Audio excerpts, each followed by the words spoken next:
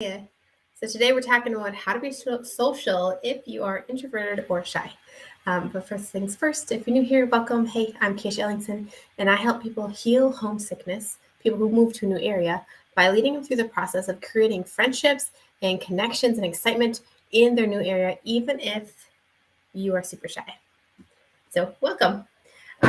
Yesterday, I went to a church picnic, and it was super fun. The kids and I spent 3 hours there just chatting with people and having lunch with, like, a picnic lunch with them, and letting the kids just run and play. It was great. And it got me thinking about how I have evolved a little bit in that area. When I first started moving, that kind of situation would have been so stressful, and I would have also told myself some very negative things in that situation. So I figured, let's talk about it. Let's talk about being social around a group of people you don't know, and how to do that if you're introverted or very, very shy. Because it's a different game. If you are the life of the party and you love conversation, you love talking to all people new, this probably isn't the video for you. If you get anxious, and conversations sometimes can be hard, just knowing what to say and knowing how to step into a conversation, if that's you, this video is for you. Okay.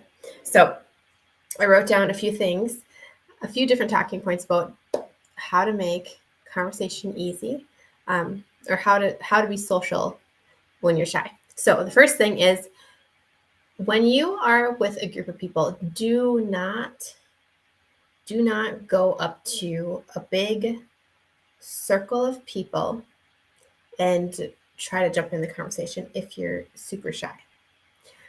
Usually what happens is they already all know each other, and the conversation is flowing well. And for me, when I am in a conversation, sometimes it takes me like a second or more to, like, I feel like it's like a second longer than everybody else to, like, get my words out. So usually when I'm like I take a breath in to talk, and then, like, somebody else in the group, like, starts talking, and, like, so I have all this stuff to say, and I'm like about to say it, and then somebody else starts, and, like, the being like shy in a conversation is in a group conversation is really hard, because you want to participate, but, like, there's people who are just so much faster at the conversation, that sometimes it can make you feel really insecure when you're like, okay, I'm gonna go meet these people. All right, I'm going up to this group of people. I'm gonna stand here and, like, talk, and then it doesn't happen. It's if you're shy, this is not a good situation. So when you're out being social, look for other people who aren't in their circle. So for instance, if you see someone standing up to the side, like a lady watching her kids play, like, go have a conversation with her. When you're introverted and shy, it just takes the pressure off. Like, instead of trying to jump into a group conversation and try to get yourself out there, you can have a one-to-one conversation, which is way, way easier.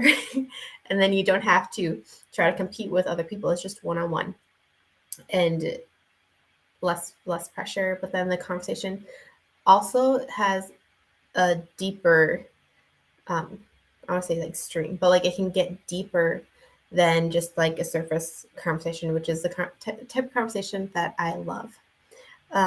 Another thing, if you're feeling a little bit anxious about talking to people, start chatting with people while you're doing something.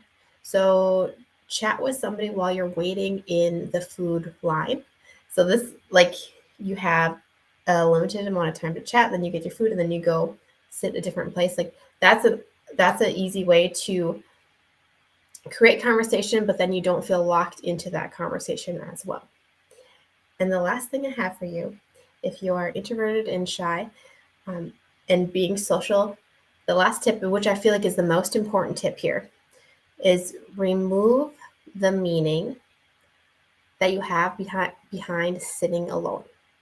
So when I was first out moving, when I sat alone at the table, or when I stood alone, the words that I would tell myself is like, I'm not likable. People don't like me, or um, I must not be good at conversation. Like, people don't want to be my friend. Like, I should probably go home. Like, I had this really negative mental talk around being alone when I wanted to be in like a social situation. So if I'd go to, say, a picnic, and then I ended up eating alone, I would connect that with me not being worthy, with somehow I was less than, which is not the case.